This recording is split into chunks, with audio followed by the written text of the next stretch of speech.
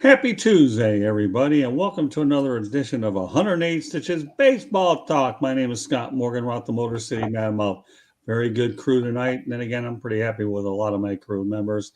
But these three here to me are what I consider the heavyweights of the heavyweights. And anyways, Rick, welcome back. You obviously you're the first part of a doubleheader. Yep. Fire Up Wisconsin will follow 108 Stitches Baseball Talk. Welcome back, Rick. Thank you. You're welcome. Eric, what can I Yes. say, man? You're back where you belong on baseball. Yes, sir. Glad to be back.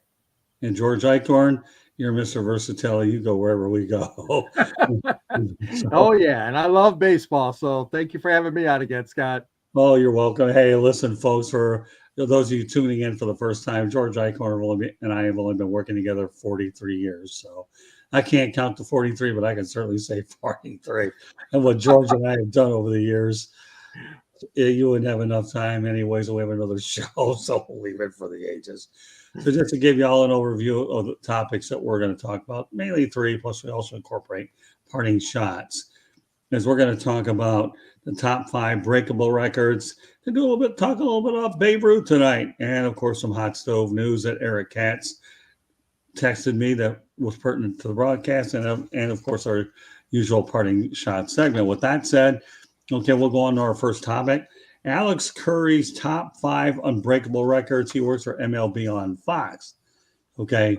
Now, these are some interesting ones. So this is one of those things where everything is open for debate, which is why I chose this topic in the first place, especially with the three of you guys. Okay.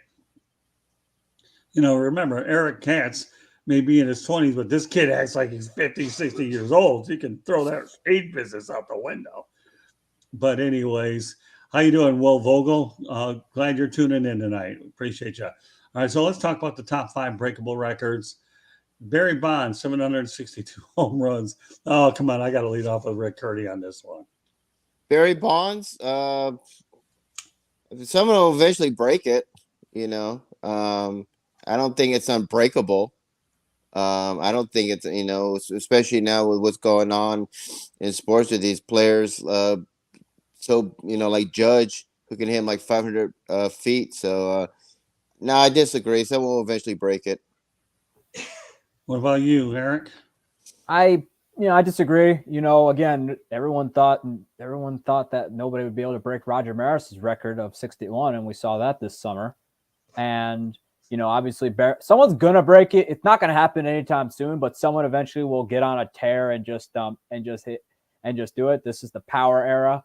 And I really think that eventually we'll find somebody, not right now, but eventually. George? Well, I'm going to disagree. I don't think anybody's going to make it. Judge, yeah, sure, he's got it now, and he's got a good future ahead of him, obviously, but I don't see anybody consistently doing it. And this is obviously a tainted record because we know that Barry probably used so many different drugs, and we don't want to get into that whole discussion, but I'm just saying he piled on so many while he was bloated. And so for that purpose alone, that the fact that the players are going through drug testing and screening nowadays, the era of that kind of long distance home run consistently, Cabrera couldn't do it. Pujols couldn't do it. So there's 2 guys right there that are either retiring or near retirement. And again, I mean, especially in the case of Cabrera, he's hurt a lot. Pujols too had some injuries, but all I'm saying is, no, I'm going to agree with that. I don't think it's going to be broken. Okay. Next one, though, really intrigues me. Shohei Ohtani, 10 plus wins and 30 home runs. My goodness. All right, George. That guy is something else, isn't he? Yeah, I saw him in June. And and again, so this guy's saying it won't be broken? It won't be matched? You're right. Unbreakable records. Yeah. It's a new record, okay, right? Although it's a record, obviously, because nobody in history has done that, what he's done.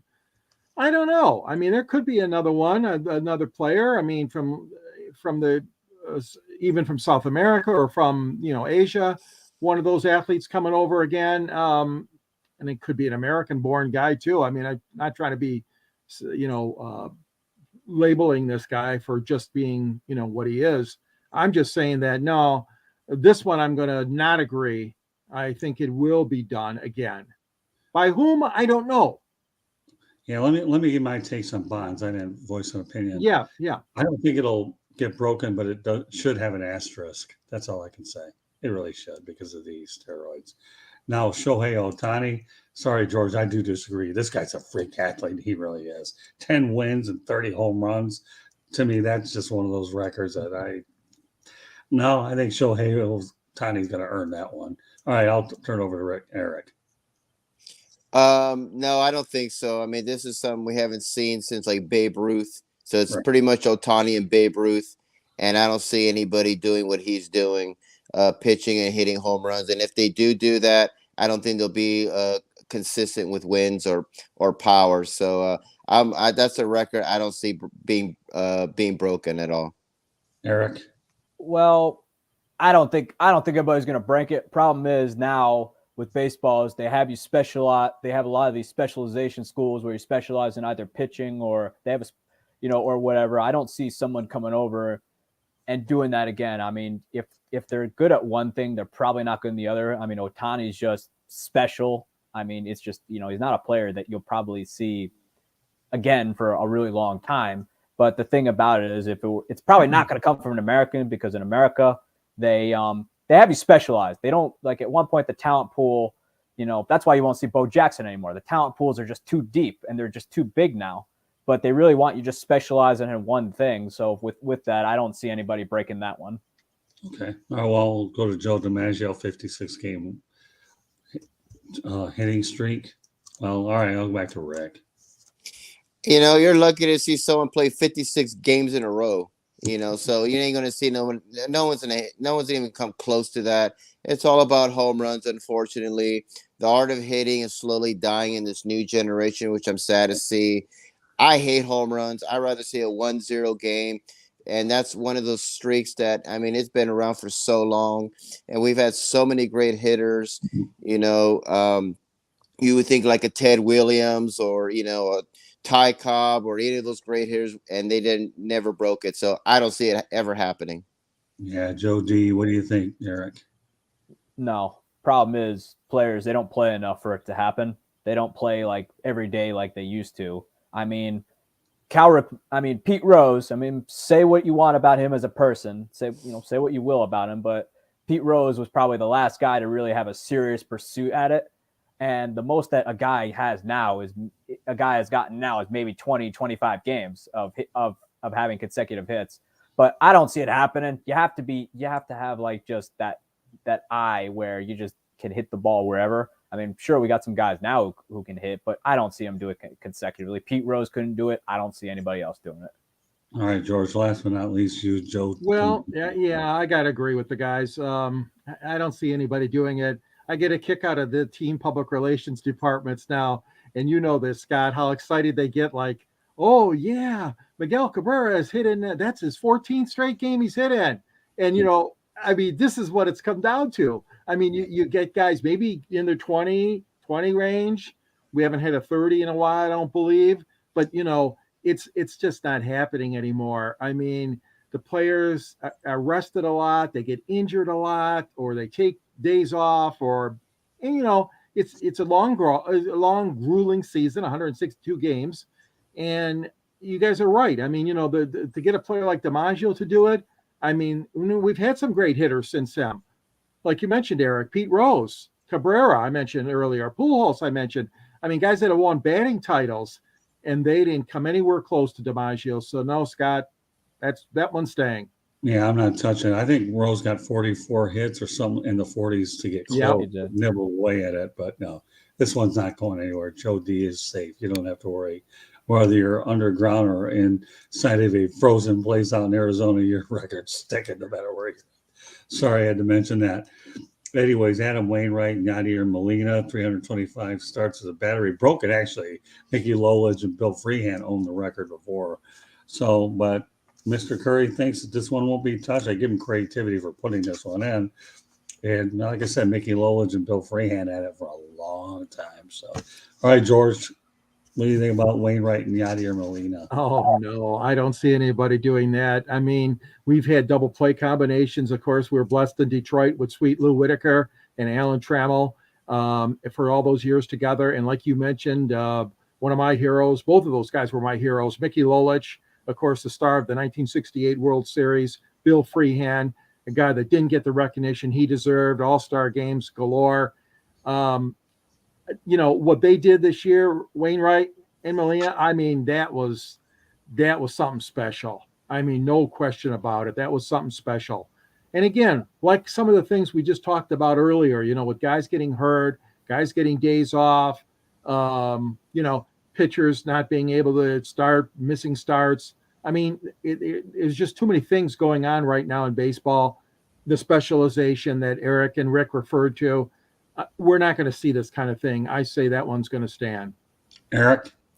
I see it standing. I mean, with the combination of Wainwright and Yadi Molina, I mean, number one, it's one heck of a combination. I don't think we'll see anything like it.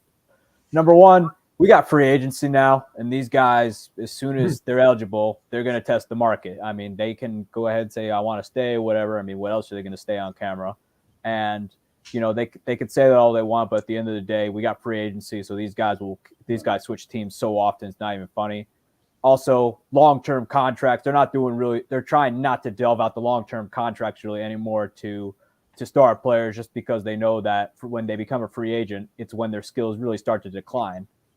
And number three, trades. I mean, guys get traded all the time, whether particularly pitchers, when let's just say the team's having a bad year or whatever, and they can get some prospects in return. I know prospects are becoming a lot more valued in baseball today than they've ever been. Mm-hmm. And so that's another reason too. And it's just, due to all those factors going in, with the amount of players changing teams via trade or, and also guys just also, when they don't like it anymore, we're seeing guys willing to walk away young. I think given all those factors, I don't see it happening again. Excellent points, Eric. All right, I'll turn over to Rick. Yeah, I totally agree with George and Eric. It ain't going to happen. Like Eric said, free agency, people want to test the market there, and sometimes they'll play there for like a year or two, test free agency again. So it's all about money. Where can I get the most money? And that's just the generation today. You don't see that type of loyalty with one team or anymore. So it's very, very, very rare. You're going to see that today. So I don't see it happening. And what they did was something very special, and it wouldn't even get close to being touched. Yeah, I'm not touching it either. Leave it alone. They earned the record. They took it away from Mickey and Bill, but hey, well, here we go. We're talking about tomorrow night's guest, Jeremy Ballright. George, you saw him yesterday. He's going to be back on the Sports Exchange tomorrow. So good evening, Jeremy. Glad to have you back. So with that said, no, nobody's touching that record. And last but not least, the guy for whom an award is named after, Cy Young. Oh. Now, here's the interesting part about this whole record thing here with him, okay? They're talking about 749 complete games, not the win total that everybody would expect at over 500 wins. So we'll only talk about the win total, Rick. 749 complete games. Wow. Yeah, that it will never, ever be broken. You're lucky to see someone with 3 complete games. That part of baseball, unfortunately, is dying. I love the art of complete games. And of course, we've been talking about, like Dave Roberts and Cash, and my favorite word, analytics. You don't see it anymore. It's a dying art. I'm sad to see it. I hate analytics. Those complete games, forget it. It wouldn't even be touched. Not even close. To Curry's credit, and he could have easily have brought the wins total, he goes to 749 complete games. I'm actually glad he brought that up. Okay, Eric. No. I mean, that's the most obvious no. Probably one of the more obvious no's we'll have tonight is, number one, these guys, they don't throw enough. He was pitching at a time where you could pitch the next day after throwing. Now you're lucky if you get this guy to go 5-6 innings and have him throw 150 plus pitches, which you don't really see anymore anyway. But with that, I don't see it happening. I mean, these guys just don't throw. These guys just don't throw enough.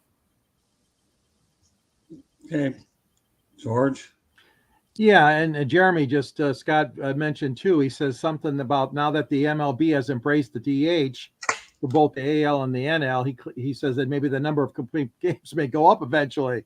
Well, yeah, a little bit it might go up, but our friend Jeremy is right, and you guys are right on. Nobody's going to touch this one. You can't touch this, as they say. And you know what? Cy Young was just, God, what an unbelievable pitcher he was back in the day. And complete games, yeah, completely disregarded by Major League Baseball now. All the specialization, like we referred to earlier, especially the pitchers, the relief pitchers, specialization, setup guys, one batter guys or two batter guys, before you get to the ace in the ninth inning. I mean, there's just, it's not going to happen. No, nobody's touching it. So let's go to a couple of records that obviously did not get mentioned by Alex, but we know the obvious one. Pete Rose's hit streak is not going to be touched at all. And we know Cal Ripken Jr.'s consecutive games isn't going to be touched as well. So, Jeremy's on a roll. You know what? Here's what he's got. The pitch count and analytics are taken away from the complete game. No doubt about that. And we'll just show his for our audience out there. Now that the MLB has embraced the DH or AL, it's possible, but I'm not holding my breath now. They'll go by two. So let me point out a couple things for you folks that are driving in your vehicles, going on the bus, trains, or whatever. The show can be heard on iHeartRadio, Apple, Google, wherever you get your podcasts. And if you're in front of your computer, go to the South Florida Tribune. Go to youtube.com, look for South Florida Tribune. Please subscribe as well. So you can see us, you can hear us, whatever you want. Please share the broadcast. And we would greatly appreciate it. Hopefully we give you enough information and opinions to go out there so that you can formulate your own conclusions. So, as I said, the Rose hit the amount of hits, surpassing Ty Cobb. Amazing, George. Some of these records are passing Tigers, right? Rose, yeah. And the reason and another one, Scott, I put my hand up to mention to you all. What about Denny McClain getting 30 victories? Yeah, that's a good point too, George. That ain't gonna happen either. There's a whole bunch of them. Ty Cobb's 367 lifetime batting average. Wouldn't even come close. 24 years, 367. Never gonna happen. So Jeremy's asking how many complete games Verlander had. So one of you guys come up with that number if y'all want, but no. Well, let's face the reality. Yeah, Denny McClain's 31 game per season. Nobody's touching that. And of course, like I mentioned, Lolich and Freehand got replaced by Adam Wainwright and Yadier Molina. Well, yeah, Tiger being passed. And those are pretty good records. You're going to get passed, you're going to get passed. All right. So with that said, we're going to go to a simpler topic, and then we have some hot stove and have some breaking news I want to talk about as well. So Babe Ruth game used glove fetches a record $1.53 million in the auction. All right, Mr. Yankee, would you spend that kind of money on Babe Ruth's glove? How big are you into memorabilia, Eric? I like memorabilia. I mean, I don't have a whole lot. I don't have a whole lot here. I got a decent amount. Actually, I got a fair amount of it back at my parents' house, where one of my prized possessions is actually a picture of Yogi Berra with game used dirt from the original Yankee Stadium, not the new current one, the original Bronx Zoo. I like memorabilia. I really do. Problem is, I don't think you'll see me shelling money for Babe Ruth's glove. I mean, that's just obscene. You must have a lot of money kicking around to be able to shell like that. But I do like memorabilia, but I don't think I'd shell that kind of money out for that. Yeah, $1.53 million for a Babe Ruth used glove. And that's to me to come up with a record. All right, Rick, what do you think about the Babe's glove? I think it's awesome. If I have Jeff Bezos and Elon Musk money, I probably would buy it. I have it in a glass case with security around and like lasers around. I think it'd be great. I like memorabilia as well. I mostly collect jerseys and things like that. But if I had their money, and I had like security and I had it in a glass vault somewhere, I probably would buy it. But I would have to be the world's richest man. All right, George, you and I are big on memorabilia. Our deal is programs, media guides, and I've gone to Cooperstown and added some memorabilia. So that's the extent of mine. I have lots and lots of media guides and programs. What about you, George? Well, I wouldn't do it. I wouldn't do it. Like Rick said, though, if I've got the money and I could play around with it, just like you play with toys, whether it's your own airplane or helicopter, your own ship, your own yacht. I mean, those guys got money, they can do it. But I just, it's amazing that something like that, is still around and still being fetched. And, I think this weren't the slippers that Judy Garland wore for the Wizard of Oz a year or two, a couple of years back. I remember those were sold. It's interesting listening to all that, but I don't have those deep pockets, but some people are into that. And like you said, Scott, I know a lot of our stuff is paper product. It's mostly, magazines, programs, yearbooks, but and there's some things that, are worth things to us personally, because things that we've attended or we covered. I won't give up that. And I know you have it also, Scott. We were gifted that piece of the floor, remember, from the Palace of Auburn Hills. Actually on my wall over in my house. Well, I keep that. That's something that, I'm never going to give up either. You and I covering the Bad Boys and the Pistons era, that was really something special. So those are ones real sentimental. I was fortunate enough to take a photo. I wanted to mention this to you guys, and I never did anything with it. I kicked myself. Joe DiMaggio wore a Yankee uniform and Gene Autry, and it was before the All-Star game I covered in Chicago at Comiskey Park. This was the 50th anniversary All-Star game. And I was happy to be there as a media person, and they were chatting before the game on the field. I was able to take a photograph of them, but darned if I didn't do anything with it. And I never preserved the film that I took that photo with. I got a picture of it, a printout of it. It's not going to get me very far, but boy, that was really something to see Gene Autry conversing with Joe DiMaggio. Cowboy. At Comiskey Park, yeah. Mm-hmm.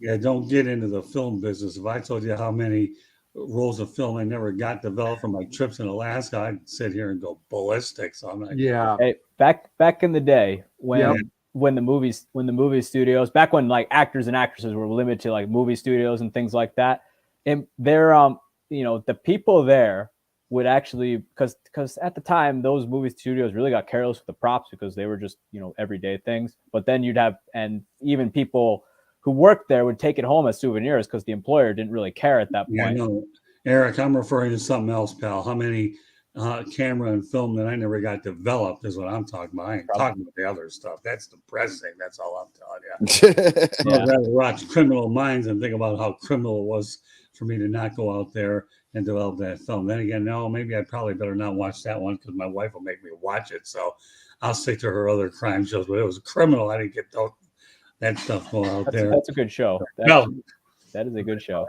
So anyways, all right, Jeremy's done his research. So you know what? Got to give the man his prompts. All right, here's the answer. With the exception of 22, 21, and 20 has pitched over 280. All right, well, he's doing a little bit of research. Okay, I'll give more of an opportunity to do it then. So now I get depressed when I think about that. But in terms of whether I'd buy the Babe Ruth glove, if I had enough extra cash, I'd do it. I'm wearing this hat of Baseball Hall of Fame in Cooperstown. I can tell you that Cooperstown has gotten a lot of my coin, whether it's microphone statues, interesting pictures, and whatnot. So I'm a big memorabilia freak. And again, George, when we've been in the business for over 4 decades, what would you expect anyway? So all right, I want to get to one little hot stove item is what I want to do. And then I've got some breaking news I want to get to before we do parting shots. Hot stove item, Eric, you can introduce the subject since you want to talk about it in the first one. Well, the Yankees agreed to a multi-year contract, bringing back first baseman Anthony Rizzo for at least the next 2 seasons. So your thoughts on the move? It needed it. I mean, number one, they don't have anybody on the farm right now who's ready to come up and play first base for the New York Yankees, and they haven't had that since Don Mattingly. Number two, the free agent crop at first base, not great. I mean, Josh Bell's a good player, not taking away anything from him, but he's not Rizzo. Rizzo is a significantly better baseball player than Anthony Rizzo. But happy they made the move because it could factor into whether Judge comes back. But nevertheless, you want that power bat in the lineup, and a guy like Rizzo who plays just stellar defense at first base really should have won the Gold Glove this year. Didn't he hit over 30 home runs, if I understand correctly? He did. He hit 32 Yeah. home runs. Yeah, and how many RBIs did he have? Do you remember? 78, but he keep in mind he had that back problem for a No, lot of I the mean, middle part of the I mean, year. 32 home runs is 32 home runs. Is Yeah. nothing. Yeah. All So right, Rick, your thoughts about Rizzo remaining in the Bronx? I'm not a Yankee fan, so no disrespect, Eric. I don't really care. As long as you got Aaron Boone there, they ain't gonna win nothing.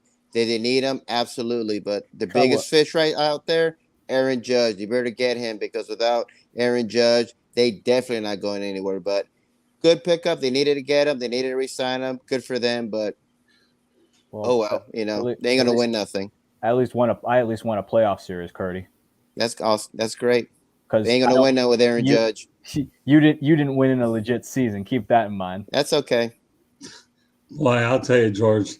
All of a sudden, we got boxing matches going between our people. What a beautiful thing! Oh, yeah. I'm just honest. I'm get just the telling box you the out truth. later on Fire Up Wisconsin with Candy being the ref. Get Aaron Judge. You need Aaron Judge. 111 and 1 and done. Yeah, I know. I hate Dave Roberts. I want Mike Scioscia. Well, he's not coming, so you might as well root for Roberts. I think I'll go for the Charlotte Knights.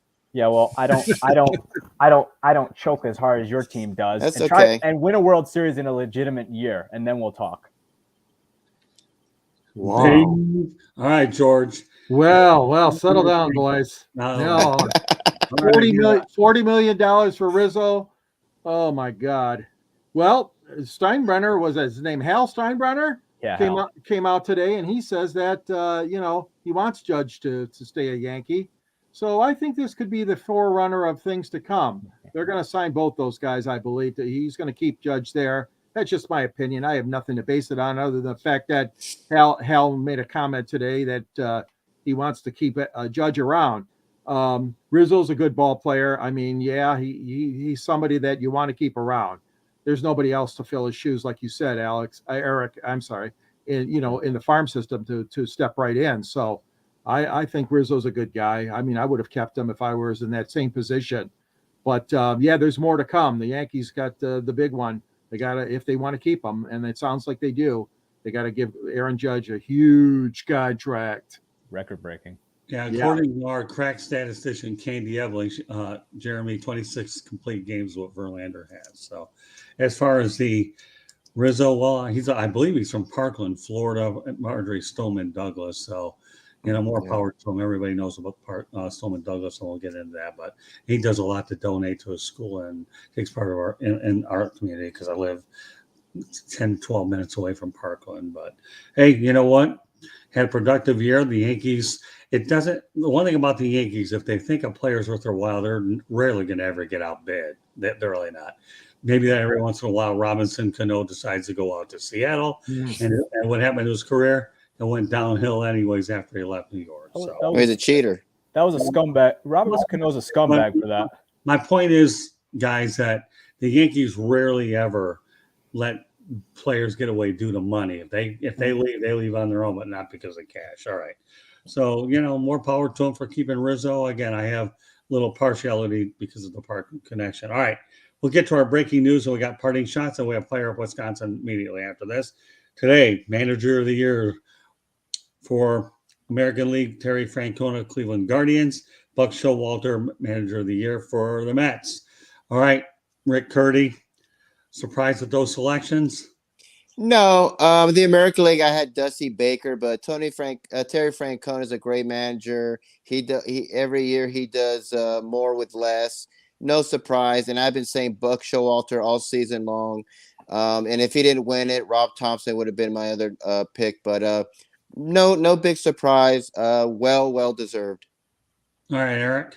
I mean, I would have rather seen Brandon Hyde get it. I mean, with the work he did with the Orioles this year, being able to get them above 500 a year, with them being so poor the year prior, I mean, it was impressive. But again, Terry Francona, I mean, not taking away anything from him because he's a great manager. Because, like you say, Scott, he gives his teams a fighting chance every single year, and this year just demonstrated that. Certainly gave the Yankees a run for their money. That's true. All right, George.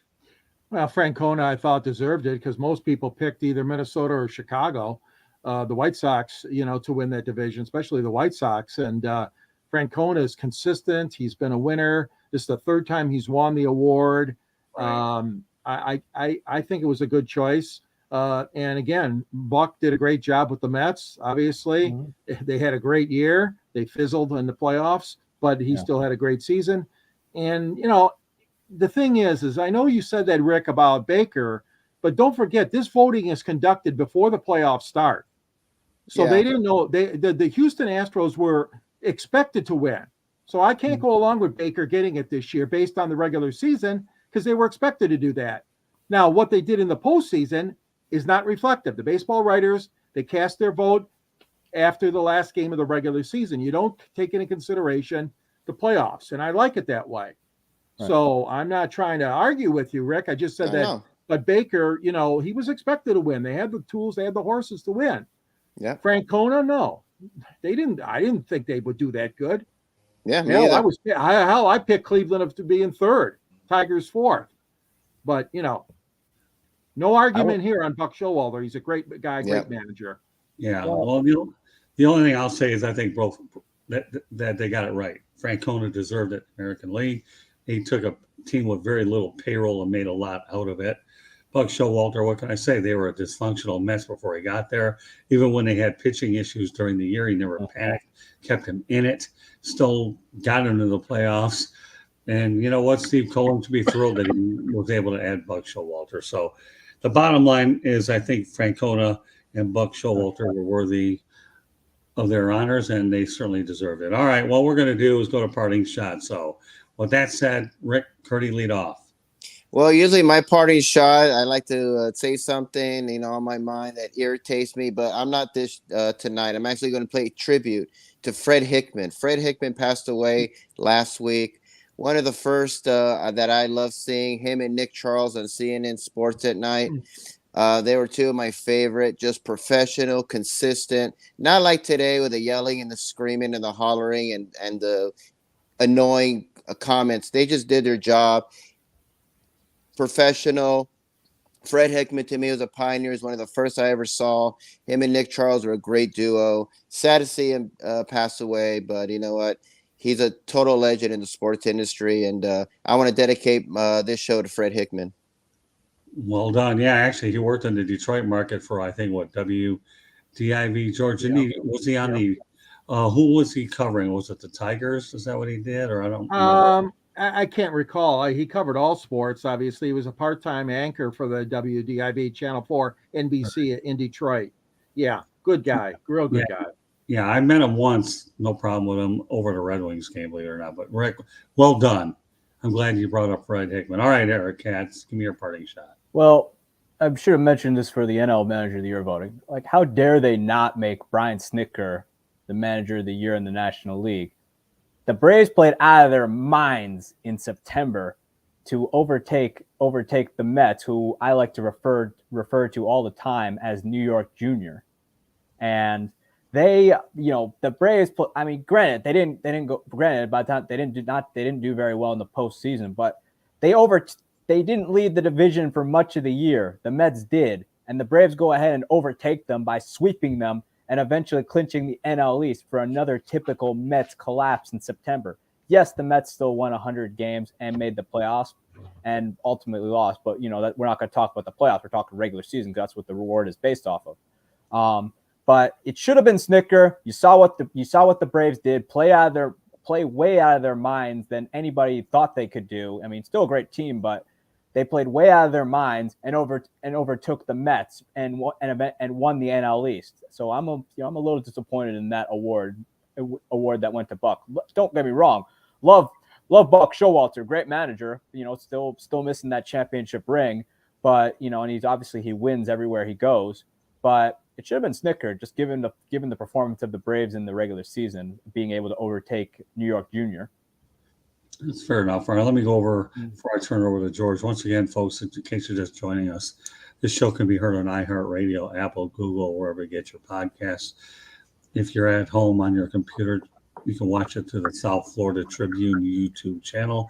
If you want to locate it, just go to youtube.com and look for South Florida Tribune, and please subscribe to get all the necessary notifications that we have. We do a lot of streams as well as we do a lot of remote broadcasts, media availabilities, whatever is available to all of us there as well. So good stuff. Another guy that want to acknowledge here, I appear on his morning show from time to time, is Key Williams. Thank you very much, Key, for joining us tonight. Appreciate it. I will be on a morning show in the not too distant future. I'm just trying to wrap up some loose ends here. So, Key, thank you very much for joining us. It is tremendously appreciated. Just look at all the nice people you get to meet out there. So, and also people can go to our website, www.southfloridatribune.com, and then find us on Twitter at Tribune South. So, thanks, Key, for joining us. We appreciate you a lot. So, all right, George, give me your parting shot, please. Well, I'm happy with some of the announcements coming out of Detroit. Scott Harris, AJ Hinch, today they announced they're hiring 3 new hitting coaches, including someone I know you know, Scott, James Rolson, the Miami Marlins. Brader came from the San Francisco Giants organization. Beauregard, he came from the Los Angeles Dodgers system. And they've got a new athletic trainer, too. So these are the kinds of things that the Tigers had to do, is to clean house. And they did it in the hitting department, which I'm glad they're doing, and in the training department. Although our friend, you know, Scott, we're very disappointed, you know, that Kevin Rand has been stripped of his job. But what a class guy Kevin is. And I know, Scott, you're closer to him than I am. But the Tigers obviously had to do something. And also, they heard one of the guys that Chris Fetter worked with up at U of M. So bringing in a couple of Wolverines into the dugout's not going to hurt anything either. So they're getting new blood. So I want to say hats off to Scott Harris. The jury obviously is still way out for this. But going into other systems, successful ball clubs, and rating them a little bit, hey, I'm all for it, as long as you can get the right talent here in the Motor City to try to improve this sad sack Tiger organization. So I want to put out a special thanks to everybody in the chat room. Jeremy Ballrick, Key Williams just popped in, and of course Will Vogel. So we encourage everybody to pop in when you can and take a look at us. My parting shot is one that, you know, is what I've always believed. I mentioned him a little earlier in the show. Pete Rose is 81 years of age, and he's asking Commissioner Rob Manfred for reinstatement, wants a Hall of Fame chance. The only thing I'm going to say about this, Pete, okay, the only way you're getting in the Hall of Fame is when you're dead, period. Nobody would give you the satisfaction of going into the Hall of Fame now, knowing that you've showed up Cooperstown many times, having book signings there while they were going through the festivities, and they all know that people will question the sincerity of whether or not you really are sorry that you lied and you covered it up for a while. I'm not going to get into too much of the gambling, but now we already know it. But they've kept you, or there's a reason why you banned, because I don't get into a lot of politics, but don't make it look like you're the Watergate of gambling, where the cover up is worse than the crime, even though you lied. Pete, you know what? Nobody can take away your record amount of hits. And the Cincinnati Reds did retire your number. More power to you. You certainly deserve to have it retired wherever you're going to get. You hate to see a guy's off field issues get in the way of what they did on the field. But remember the one thing about the Baseball Hall of Fame, okay? You got Pete Rose not out there. You have a lot of great players not out there as well. You got Barry Bonds that had been let in, and the list goes on and on. So, Pete, I know what you're trying to do. I can appreciate what you're trying to do, but I only have a few words of wisdom for you, Mr. Rose. Don't hold your breath while you're alive! Exclamation point. You're not getting in until you're dead. All right. With that said, okay, we'll go around the horn one more time and let everybody know how we can get a hold of you. Rick, lead off, please. You can find me on my website, www.charlottebats.com. You can go on there, sign a petition to bring Major League Baseball to Charlotte, North Carolina. I'm also on Facebook at Charlotte MLB, Charlotte Bats Baseball. I'm on Instagram at Charlotte Bats, and I'm also on Twitter at Charlotte Bats Baseball. If you have any comments or questions, you can email me at cltbatsbaseball@gmail.com. All right, Eric. You can find me on Twitter at Sports Team News, and I'm on the blog I write for at Belly Up Sports, where I discuss all things baseball. George? Yeah, I'm the author of a book on the Detroit sports broadcasters on the air, which chronicles guys like Ernie Harwell and Paul Carey and Bud Lynch and Bruce Martin, Van Patrick, Bob Reynolds, and all the great sportscasters we've been blessed with here in the state of Michigan. And it's available. There's a link on the South Florida Tribune website under Motor City Tribune. The columns that I write for Scott and Candy on the website, there'll be a link to my book. And also, Scott, you were in the book, and we're proud of that, interviewing Jimmy Connors and Muhammad Ali. Don't get any better than that. Well, I mentioned information a few times, but if you're a Twitter follower, go to South Florida Tribune. It's at Tribune South. And of course, our website is www.southfloridatribune.com. Special kudos to Candy Ebling, who does a fantastic job with putting the content up on the website, shows and whatnot. And so coming up at approximately 9 Eastern time will be Fire Up Wisconsin. Rick Curdy, Eric Katz, Candy Ebling, and Brett Gardepy will be on. So I'm sure, hope you can join us for them. They do a great job on that broadcast. And I enjoy the fact that I'm able to take Rick and Eric on Tuesday night and double them up on both shows. Everybody that we bring on here, we're a family, folks. We're a family. And I love it when everybody comes on consistently because they put their heart and soul into not only providing good opinions, but more importantly, they do their research again. So, once again, glad we had some activity in the chat room as well. Jeremy, Will, Key, all I can say to all of y'all, God bless. So with that said, this concludes this edition of 108 Stitches Baseball Talk. My name is Scott Morganroth. I want to thank Rick Curdy, Eric Katz, and George Eichhorn for joining us tonight. Also, one other thing I want to mention before we go off the air is if you didn't have a chance to watch yesterday's special edition of the Sports Exchange, please go to the YouTube channel and do it. I had a great in-depth interview with Russell Branham, who's a track historian for Miami Homestead, Daytona, as well as Talladega. We had a great time talking NASCAR. Russell's a class act. We've done a couple projects together. We're hoping to do more in the future. And this is one thing I like to do. And in addition to having panels, I like to do a lot of one-on-one interviews as well, so I can talk to the newsmakers and go in depth and up close with them as well. So I can go a lot of different ways. So please, if you get a chance to go to our YouTube channel, look up the NASCAR show from last night. Went about 90 minutes, but Russell and I had an opportunity to open up NASCAR and give you things on that show that most people can get. And Russell's a good people. And I've met a lot of good people in this industry, more good than bad for sure. And I think what drives me about this platform is knowing that I work with excellent people that I truly have so much respect and admiration for and compassion for. So with that said, that'll do it for tonight. So on behalf of Rick, Eric, George, myself, Scott, thank you very much for joining us at the top of the hour, Fire Up Wisconsin. Rick and Eric, you got some more stuff to do. Yes, and sir. Brett should be waiting on the corner as well. So George, we will talk soon. Everybody have a great week and be safe out there. And God bless to you once again. Good night, everybody. Good night. Good night.